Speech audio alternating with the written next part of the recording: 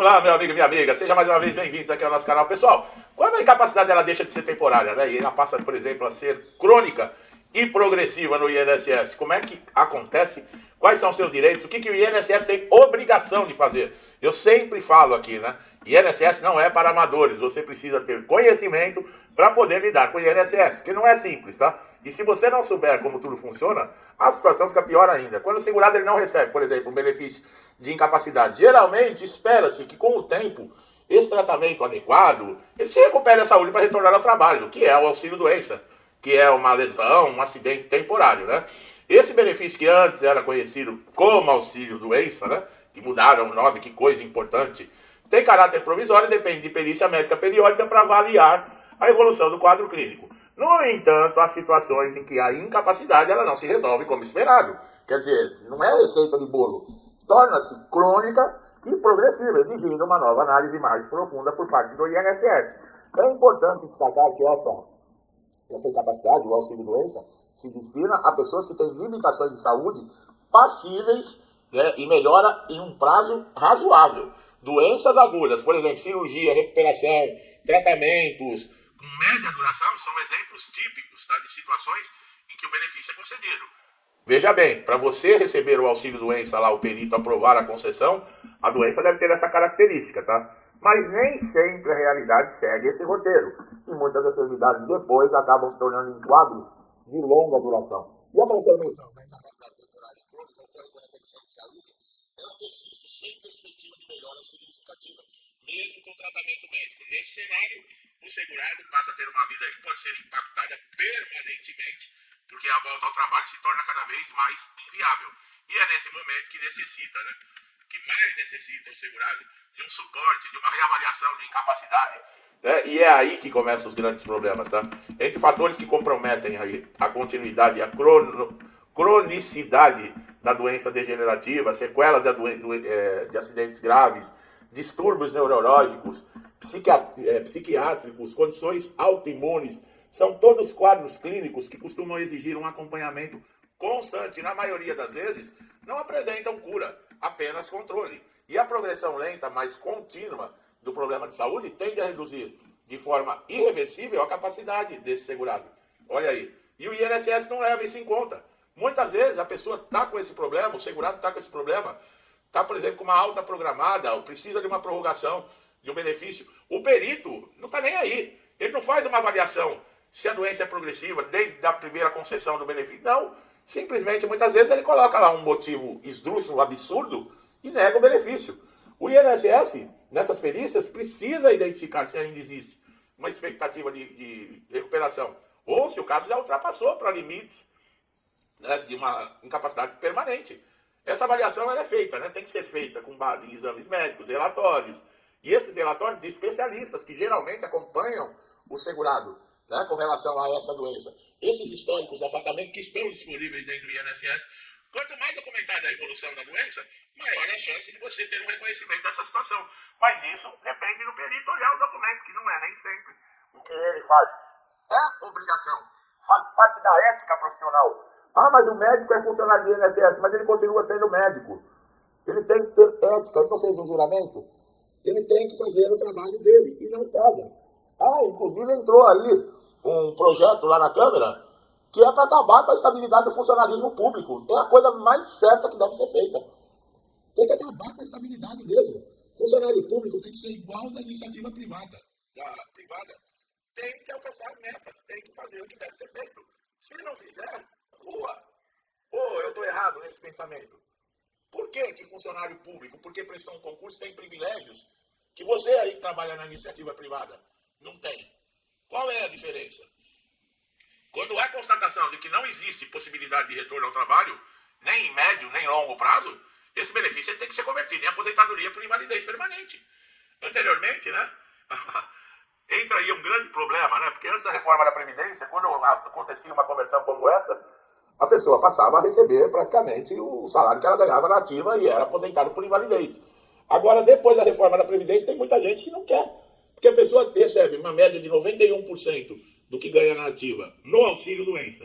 Se converte para aposentadoria por invalidez, cai para 60%. Se não for um acidente ou uma doença relacionada ao trabalho, olha aí. Então, como é que você pode falar hoje de alguém que já está passando por uma dificuldade de receber 90, 91% do que ganhava na ativa? Né? Vamos lá, cada R$ 1.000. Você está de auxílio doença, você recebe entre 900 e 910. Se te aposentarem por invalidez, você passa a receber 60, R$ 600 depois da reforma da Previdência. Mas se for uma doença, um acidente que não está relacionado ao trabalho, aí é 100%. Quer dizer, olha o absurdo. Deveria ser ao contrário. Você recebe 91% de auxílio-doença, que é uma incapacidade temporária, mas quando ela se torna permanente, deveria ser 100%. Desculpa. Você não pode submeter o segurado a uma queda de rendimento. E outra, muitas vezes, essa é a única fonte de renda da família. Quer dizer, já está difícil com 91%, imagina com 60%. Quer dizer, quem vai querer converter o benefício de auxílio-doença e aposentadoria por invalidez? Exatamente isso que eles fizeram. Sabe? É uma das críticas que eu tenho da reforma da Previdência é essa. E eu nunca escondi nada de ninguém aqui. As pessoas, de direita, Bolsonaro, não sou bolsonarista, não. Eu vou pelo certo. Ah, mas o Bolsonaro, quando você fala, porque tem a mesma ideia que a minha. Pensa em família, pensa em Deus, acredita em valores. Pode ser o Bolsonaro, o Zé da esquina, o João, lá na não sei do que, pode ser quem for. A pessoa se identifica com os meus valores. E esse é um dos absurdos que eu não concordo. Podia ser a reforma da Previdência na mão de qualquer um. E já disse que tem ministro lá, entendeu? O Barroso, que votou que não, que tem que ser 60% mesmo. Quer dizer, é para ferrar a vida. Né? Hoje nós temos aí a justiça, né? Que nós estamos vendo que é a criadora e fazedora de injustiças, né? Aprovando esses absurdos. Esse processo ele não é automático, tá, pessoal? Muitas vezes você continua recebendo e até a convocação para perícia, onde você vai ter que apresentar. Você vai ter que apresentar documentação, isso, aquilo, para você se aposentar por invalidez e diminuir o seu rendimento. Quer dizer, olha os absurdos, né? Quando eu falo que eles mexem em legislação, previdenciária, nunca é para melhorar, é sempre para piorar a situação do segurado. E tem gente que fica bravo aqui, porque eu falo a verdade, né? Tem gente aqui que fica bravo. Quando eu falo que sindicatos, associações, são um bando de vagabundos que estão roubando aposentados, pensionistas há mais de 30 anos. Né? Tem gente aqui que fica revoltado. Olha a CPMI lá, já tem 2 em cana. Olha as coisas que estão vindo à tona. Né? Para você que acredita em picanha e cerveja, tira essa venda do seu olho e enxerga o mundo de verdade. Para de acreditar em Coelhinho da Páscoa, em Papai Noel. Bom, o acompanhamento de especialistas é fundamental para demonstrar, tá, ao perito a realidade do quadro. Mas é que eu falo, ele tem que olhar. O perito tem que ler os relatórios detalhados, ver os exames de imagem, histórico de internações, laudos de terapia, são peças-chave de um processo como esse. O INSS se baseia em critérios técnicos, né? Mas cabe ao segurado apresentar a documentação que muitas vezes vai ser desprezada pelo perito. Mas essa documentação ela não é desprezada na justiça, tá, pessoal? Se o perito do INSS não olha, não tem problema, porque o perito judicial e o juiz vão olhar. Tá? Além dessa comprovação médica, é necessário demonstrar que a incapacidade está ligada diretamente, olha lá, à atividade profissional. Isso é o tal do nexo causal. A sua incapacidade tem que estar relacionada à sua profissão. Alguém que sofre uma doença crônica pode até desempenhar outras tarefas básicas, mas isso não significa que esteja apto para exercer a sua função de forma plena e contínua. Isso já dá abertura para uma reabilitação profissional. Então, essa compatibilidade entre a incapacidade e a sua profissão, o seu exercício no trabalho, tem tudo a ver, tá? Outro aspecto deve ser considerado, que a maioria das vezes o INSS não considera, a idade do segurado, o histórico profissional, a escolaridade, tá? Existem muitos casos em que pessoas jovens podem até serem reabilitadas, né? Mas quando a progressividade da doença impede qualquer adaptação, a concessão ela deve ser inevitável, já que, por exemplo, idosos não tem mais condições de você reabilitar. Uma pessoa de 60 anos, você vai querer reabilitar ela para outra função? A pessoa já está cheia de problemas. Isso é uma coisa natural. A idade vai chegando, as pessoas vão aparecendo problemas. Eu já estou sentindo dor já no corpo, que eu não sabia nem que fazia parte do meu corpo. Eu nem sabia que tinha isso no corpo e hoje é um terror. Vai fazer o quê? É a idade, né? É comum que eu segurar. Ou você aí não sente nada. Paga de ser mentiroso ou mentirosa. É claro que sente. Claro que sente. Se não adianta pintar cabelo, querer se vestir de jovenzinha, não, viu? Você continua velha. E o cara continua velho. Não adianta botar uma garotinha de 15, 20 anos debaixo do braço achando que isso te torna mais jovem, não. Ao contrário, te torna uma piada. Que a menina tá no fogo daquele jeito. E você, meu amigo, tá a meia boca. Tá? comum segurados nessa situação enfrentar batalhas administrativas e até judicial, tá? Para garantir os seus direitos. O processo pode ser demorado, exigir perícia, tá? Que costuma ter um olhar mais detalhado lá na justiça. E a insistência é fundamental, tá, pessoal? Não pode desistir. Existe aí o seu direito que deve ser respeitado, tanto se for auxílio-doença, aposentadoria por invalidez, auxílio-acidente. O INSS não é de graça. Você não está recebendo nenhuma carência, nenhuma esmola. Você só tem direito a esses benefícios porque você paga o INSS. E se você não estiver pagando e não tiver um período de graça no momento que você ficar doente ou sofrer um acidente, não interessa que você pagou 30 anos para trás, você não tem direito. Sabia disso? Ah, mas eu paguei 30 anos, faz 1 ano e meio que eu estou desempregado, que eu não pago o INSS.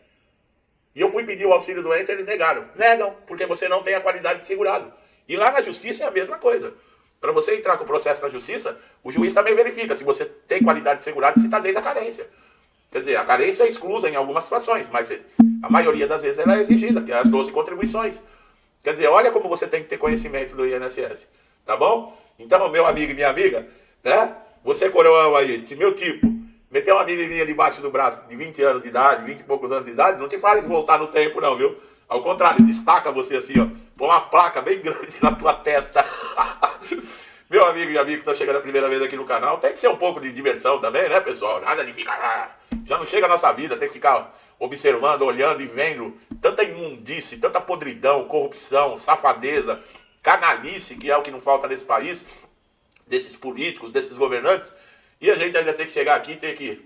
Mas é isso aí, gostou do canal? Não deixe de se inscrever, ative o sininho de notificação para você estar sempre atualizado, tá? E você que está sempre me acompanhando, me incentivando, interagindo com o canal, que Deus abençoe sempre a casa de vocês, a vida e a família, tá, pessoal? Que é o que nós temos de principal na nossa vida, tá? Que Deus sempre dê força, dê tudo de bom. É o que eu peço nas minhas orações, para mim, para toda a minha família, e desejo em dobro a todos vocês. Deixa um forte abraço e até os próximos vídeos.